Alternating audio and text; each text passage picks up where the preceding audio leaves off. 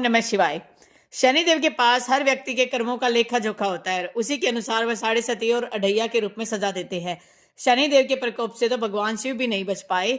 और चलिए जानते हैं कि कैसे बने शनिदेव न्याय के देवता और कैसे उन्हें दंड देने का अधिकारी बनाया गया। ज्योतिष और धार्मिक मान्यताओं में दंड के अधिकारी माने जाने वाले शनिदेव के बारे में कहा जाता है कि जिस पर शनिदेव की तिरछी नजर पड़ जाए वह उनके प्रकोप से बच नहीं सकता।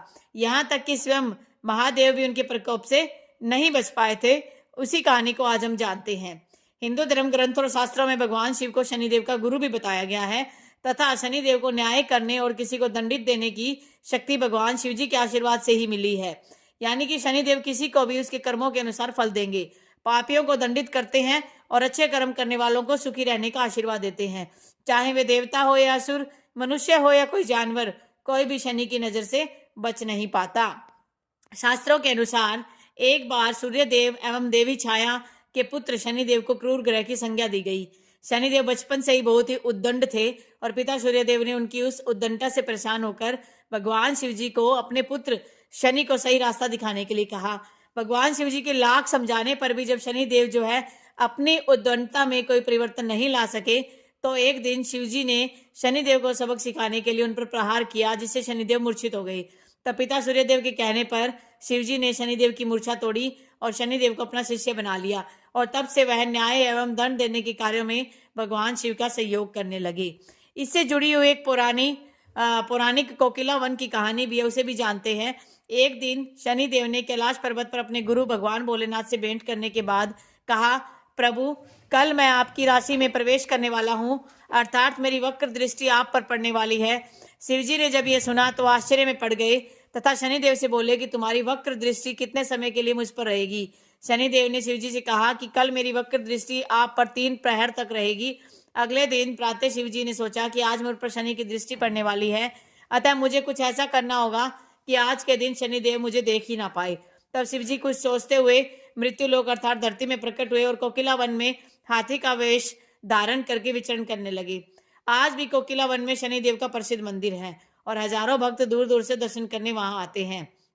पूरे दिन भोलेनाथ हाथी का रूप धारण कर धरती पर विचरण करते रहे।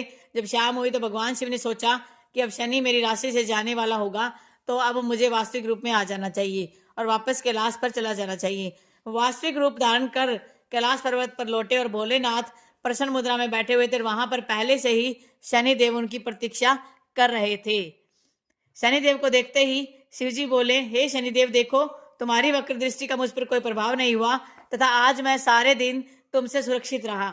भोलेनाथ की बात को सुनकर शनिदेव मुस्कुराने लगे और बोले, प्रभु मेरी दृष्टि से न तो कोई देव बच पाए या न ही कोई दानव, यहाँ तक कि आप भी आज पूरे दिन मेरी वक्र दृष्टि से नहीं बच पाए। शिवजी ने आश्चर्य से शनिदेव से पूछा, ये कैसे संभव है? मैं तो तुम्हें मिला ही नहीं, तो वक्र दृष्टि का सवाल ही नहीं।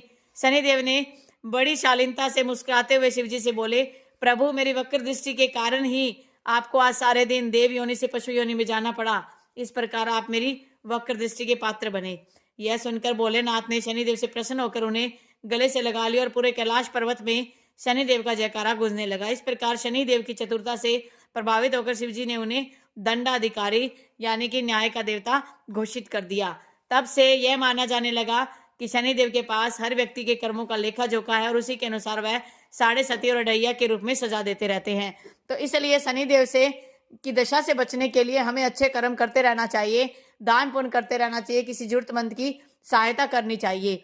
और कल जो है शनिवार का दिन है, तो भगवान शिव की आपने पूजा करनी है, शिव मंदिर जाना है। वहां आपने शिव जी के पास एक दीपक सरसों के तेल का जिसमें 2 लौंग और कपूर जरूर डाल के जलाने हैं। अगर आप शिव जी की भी भक्ति करते हो तब भी शनिदेव की दशा से आपको कहीं ना कहीं राहत मिलेगी। लेकिन आपके जो भी कर्म है, शनिदेव अपनी साढ़े सती में उन कर्मों के लिए आपको दुख भी देंगे और जाते जाते आपके जीवन में खुशियां भी दे के जाएंगे। कमेंट बॉक्स में लिखिए, ओम नमः शिवाय, जय शनिदेव।